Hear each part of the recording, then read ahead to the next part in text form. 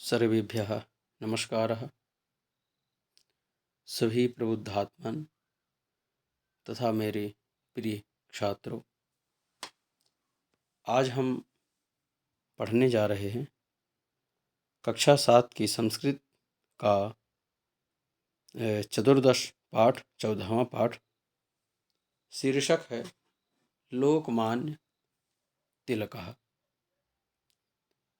तो इनके बारे में जहाँ तक हम जानते हैं, इन्होंने स्वतंत्रता संग्राम में बढ़ चढ़ कर के हिस्सा लिया और अपना जो जीवन है सर्वस्व न्यौछावर कर दिया। तो आइए हम पढ़ते हैं श्री बाल गंगाधर तिलक जी के बारे में।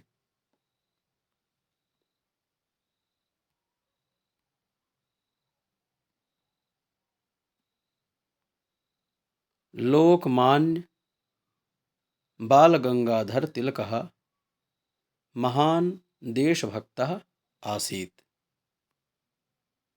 लोकमान्य बाल गंगाधर तिलक महान देशभक्त थे।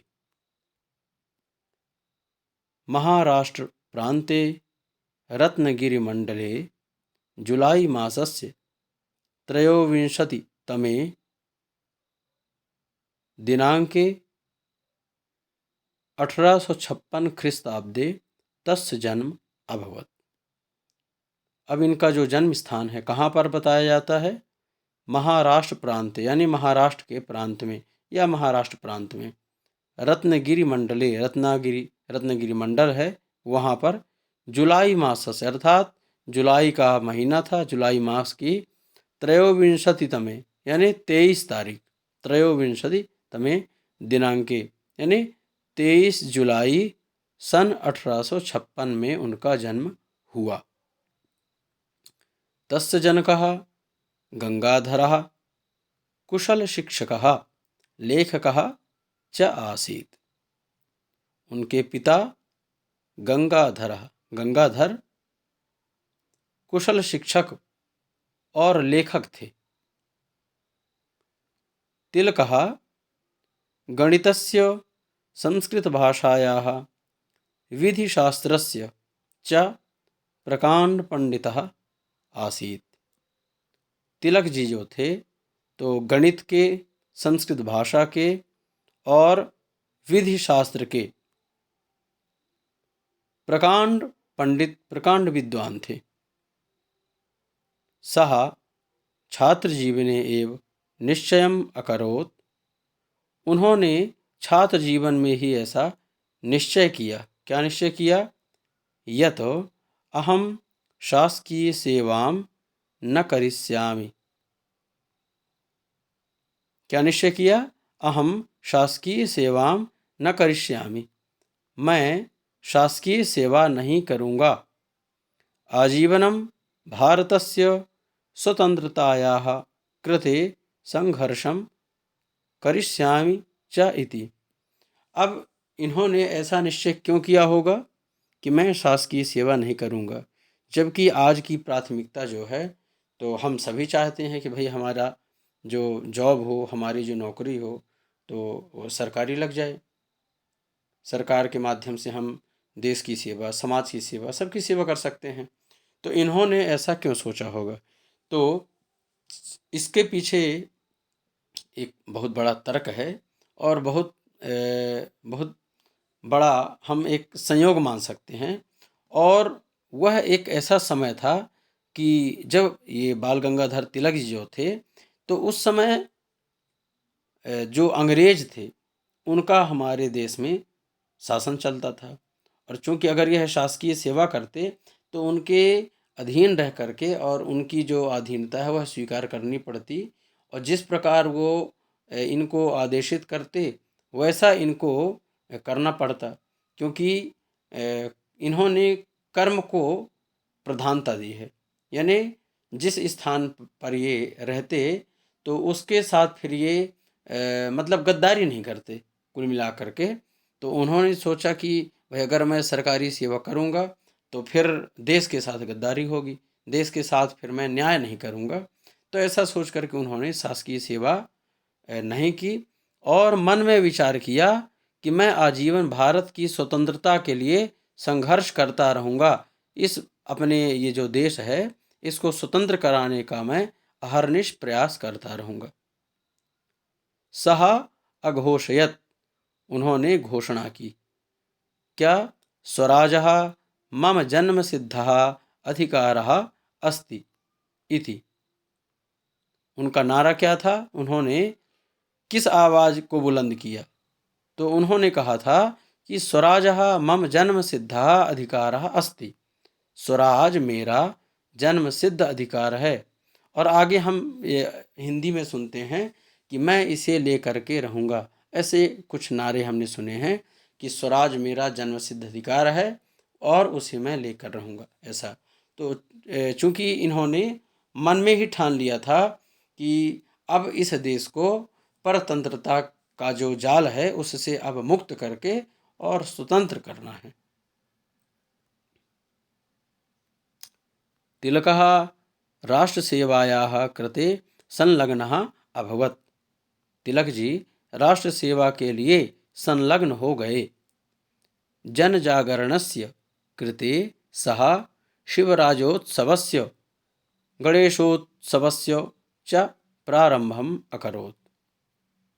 जन जागरण के लिए यानी लोगों को जगाने के लिए, जगाना कैसा? नींद से जगाना नहीं।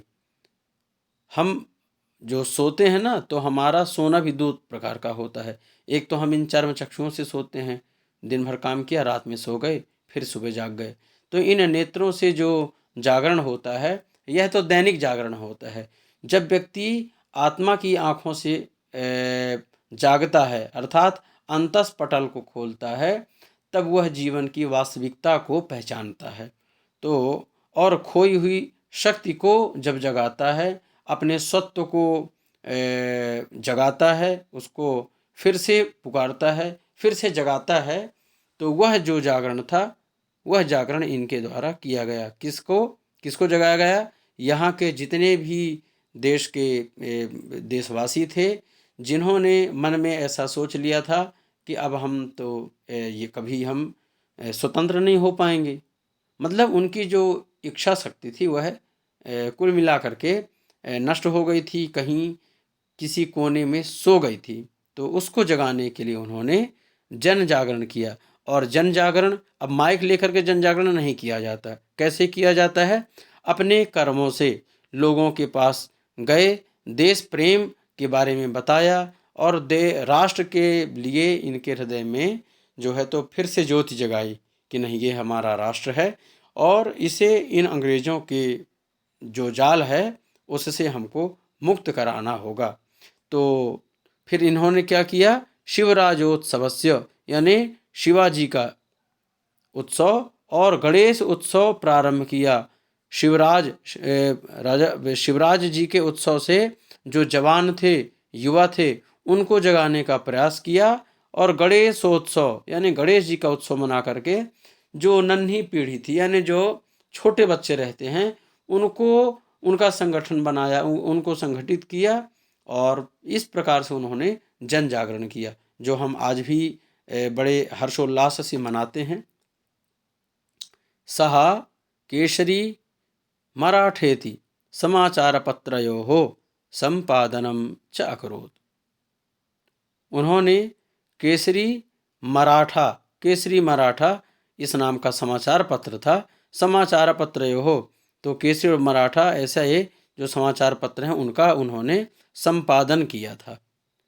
तिलक महोदयस्य प्रभावेण देशे स्वतंत्रतायै नवचेतना संजाता। तिलक महोदय के प्रभाव से, यहाँ पर तृतीया विभक्ति है, प्रभावेण यानी प्रभाव के द्वारा, तिलक महोदय के प्रभाव के द्वारा देश में स्वतंत्रतायै यानी स्वतंत्रता के लिए नई चेतना का संचार हुआ। लोगों के मन में एक आश जगी कि नहीं, अब हम भी कुछ अच्छा कर सकते हैं। सः लोकमान्यः इति उपाधिना विभूषितः, और इस प्रकार वह जो तिलक जी थे तो लोकमान्य की उपाधि से विभूषित हो गए। उपाधिना विभूषितः, विभूषित हुए। तस्य प्रभावम् असहमानाः आङ्ग्लाः तस्योपरि राजद्रोहस्य मिथ्याभियोगं न्यायालये प्रस्तुतवन्तः। तस्य प्रभावम् असहमानाः, असहमानाः मतलब सहन न करने वाले, तो उसके प्रभाव को यानी तिलक जी के प्रभाव को देख करके और उनके प्रभाव को न सहने वाले यानी इनसे सहन नहीं होता था। किनसे? अंग्रेजों से। जब देखा कि तिलक जी का प्रभाव जो है तो वह छोटे बच्चों में, युवाओं में, सब में फैल रहा है, तो उनके प्रभाव को नहीं सह पाए और न सहने के कारण तस्योपरि उनके ऊपर उन्होंने राजद्रोह का झूठा आरोप लगा दिया। और झूठा आरोप लगाने के बाद मिथ्याभियोगम न्यायालये प्रस्तुतवन्तः, न्यायालय में प्रस्तुत कर दिया, पकड़ करके न्यायालय ले गए। न्यायाधीशेन सह 6 वर्ष भोग्येन कारावासेन दंडितः। न्यायाधीश भी अंग्रेज ही थे, तो उन्होंने क्या किया फिर 6 वर्ष के लिए कठिन कारावास उनको दे दिया। तो कारावास यानी कारावास के द्वारा दंडित किया गया उनको। कितने वर्ष अंदर रहे वो? 6 वर्ष। सह निर्भयम अवदत्, किंतु वह निर्भय होकर के उन्होंने कहा, क्या कहा? अस्मात् न्यायालयात् परमेश्वरस्य न्यायालयः उच्चतरः अस्ति। अस्मात् न्यायालयात् यानी हमारे न्यायालय से, हमारा न्यायालय मतलब लौकिक न्यायालय जो मनुष्य करते हैं न्याय, क्योंकि जब मनुष्य कोई न्याय करता है तो हो सकता है कि वहाँ पर कुछ पार्शलिटी कर दे। प्रायः पंच परमेश्वर की कथा हमने सुना है, तो वहाँ तो ऐसा नहीं होता, किंतु जो उसमें बैठता है तो वह व्यक्ति भी अगर उसके मन में लालच है, लोभ है और किसी भी प्रकार का कहना चाहिए कि द्वेष है, तो फिर कहीं न कहीं ऐसी संभावना बनती है कि वहाँ पर सामने वाले व्यक्ति के साथ अन्याय हो जाए। तो इसीलिए उन्होंने कहा कि अस्मात् न्यायालयात् यानी हमारे न्यायालय से परमेश्वर का न्यायालय सबसे बड़ा है, सबसे ऊंचा है। तस्मिन् अहम निर्दोषः अस्मि, और उसमें मैं निर्दोष हूँ।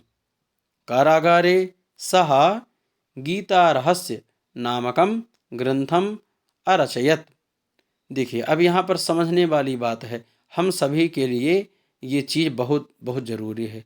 क्या? यहाँ पर बताया कि कारागारे सह गीता रहस्य नामकम ग्रंथम अरचयत। जब वह कारागार में थे तो उन्होंने फिर क्या किया? गीता रहस्य नामक ग्रंथ की रचना किया। उन्होंने गीता रहस्य नाम का ग्रंथ रचा। अब यहाँ पर अगर आज का कोई सामान्य व्यक्ति होता तो वह जेल में जाकर के क्या करेगा? या तो वो दिन भर सोता रहेगा, कोई व्यसन करेगा, या कुछ नहीं, बस ऐसे ही पड़ा रहेगा।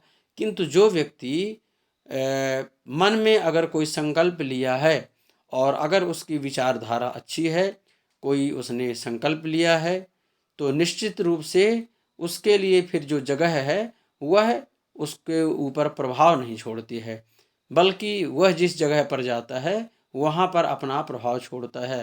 अर्थात जो आसपास का वातावरण है उससे वह प्रभावित न हो करके बल्कि आसपास के वातावरण को वह स्वयं प्रभावित करता है। कैसा व्यक्ति? जिस व्यक्ति के अंदर कुछ अच्छा करने की लगन हो। तो हमको भी जीवन में अपने समय को बिल्कुल भी नष्ट नहीं करना चाहिए, तभी हम कुछ नया कर सकते हैं, कुछ सृजनात्मक कार्य कर सकते हैं। जैसा उन्होंने क्या किया? कारागार में रहते हुए भी, अर्थात बंधन में रहते हुए भी मुक्ति, अर्थात गीता क्या करती है? गीता मुक्ति देती है। कोई भी मनुष्य किसी भी प्रकार की समस्या से ग्रसित हो, अगर वह गीता का कोई भी श्लोक पढ़ता है तो निश्चित रूप से उसे समाधान मिलता है। और यह प्रायः सब बड़े बड़े जो बुजुर्ग हैं, बड़े बड़े जो ज्ञानी हैं, तो उन लोगों के द्वारा यह परीक्षित किया गया, यानी परीक्षण किया गया है। आगे चलते हैं। सह महान कर्मयोगी आसीत, वह महान कर्मयोगी थे। सह अकथयत, उन्होंने कहा, क्या कहा? उद्यमहीनस्य सहायतां परमात्मा अपि न करोति। यानी जो व्यक्ति उद्यम से हीन है, जो व्यक्ति प्रयास नहीं करना चाहता है ना, जिस जिस व्यक्ति के मन में आलस्य भरा हुआ है, उसकी सहायता तो परमात्मा भी नहीं करते हैं। कर्मशीलस्य सहायतां प्रभु करोति। कर्मशील व्यक्ति की जो सहायता है वह प्रभु करते हैं, ईश्वर करते हैं। वस्तुतः हमारा जो सच्चा कर्म है वही ईश्वर है। हम कहते हैं ना कि कर्म ही पूजा है, तो निश्चित रूप से आप मानिए कि जब हम कोई कर्म करने लगते हैं, चाहे वह लिखना हो, पढ़ना हो, कुछ अच्छे ग्रंथों का अध्ययन हो, या कोई कार्य हो, चाहे वो खेत में कार्य करना हो, चाहे ऑफिस वर्क करना हो, पर जब हम उसमें अपना मन लगाते हैं और काम को काम समझ करके नहीं बल्कि उसे पूजा समझ करके करें। इसीलिए कहा जाता है वर्क इज वर्शिप, यानी जो काम है, काम अगर हमारे लिए जो कार्य है हमारे लिए जब वह पूजा बन जाता है, तब वास्तव में वह हमारे लिए फलीभूत हो जाता है और जीवन का रहस्य हमें समझ में आता है, हमें प्रसन्नता होती है। तो इस प्रकार से उन्होंने बताया कि कर्मशील व्यक्ति की सहायता प्रभु करते हैं। अगस्त मासस्य प्रथम दिनांके, यानी अगस्त मासस्य प्रथम दिनांके 1 अगस्त 1920 तमे वर्षे सः दिवंगतः। अगस्त मास के प्रथम दिनांक यानी 1 अगस्त सन 1920 में वह दिवंगत हो गए। सत्यम, सत्य ही है क्या? बाल गंगाधर तिलक महोदयः अस्माकं देशस्य गौरवम। सत्य ही कहा गया है कि बाल गंगाधर तिलक महोदय हमारे देश के गौरव हैं। केनापि सुष्ठु उक्तम, किसी के द्वारा बहुत सुंदर कहा गया है। क्या? तिलकः भारत भालस्य तिलकम इव भाति। जो तिलक हैं वह भारत के भाल, भाल यानी होता है ललाट, तो भारत माता का जो ललाट है उसके वह तिलक के जैसे क्या सुशोभित हो रहे हैं, सुंदर लग रहे हैं। तो ऐसे व्यक्ति की ही लोग प्रशंसा करते हैं, जो व्यक्ति न केवल अपने लिए अपितु समाज के लिए जीता है ना। यह व्यक्ति ही समाज हितं चिंतयति, यह मनुष्य समाज हितं चिंतयति सह मृतोपजीवन्नेव अस्ति, यानी मर कर के भी वह अमर हो जाता है। जो व्यक्ति समाज का हित चाहता है, तो निश्चित रूप से हम लोगों के पढ़ने का यही फल है ना। पढ़ लिख करके हम एक अच्छी बुद्धि रखें और उस अच्छी बुद्धि के द्वारा समाज की, राष्ट्र की सेवा करें, जिसमें हमारे समाज का, राष्ट्र का, सबका विकास हो और साथ में हमारा हो। तो इस प्रकार से आशा करता हूँ कि ये जो सेशन है ये आपको पसंद आया होगा और तिलक जी के बारे में जान करके, और मैं आशा करता हूँ कि जो आज की जो युवा पीढ़ी है, जो छात्र हैं, तो ये सब भी इनसे कुछ सीखेंगे और देश के लिए, राष्ट्र के लिए अपने मन में इसी प्रकार की सेवा भावना रखेंगे। तो अगर आपको ये सेशन पसंद आया हो तो इसे अगर लाइक करें, कमेंट करें। अगर किसी प्रकार की कोई समस्या हो तो कमेंट बॉक्स में कमेंट करके आप पूछ सकते हैं। जो व्यक्ति इस चैनल में नए हैं तो वह इसे सब्सक्राइब कर दें, ताकि आने वाले जो वीडियो हैं, आने वाली जो जानकारियां हैं, वो आपको समय समय पर मिलती रहें। तो मिलते हैं एक नए अध्याय के साथ। तब तक के लिए नमः संस्कृताय।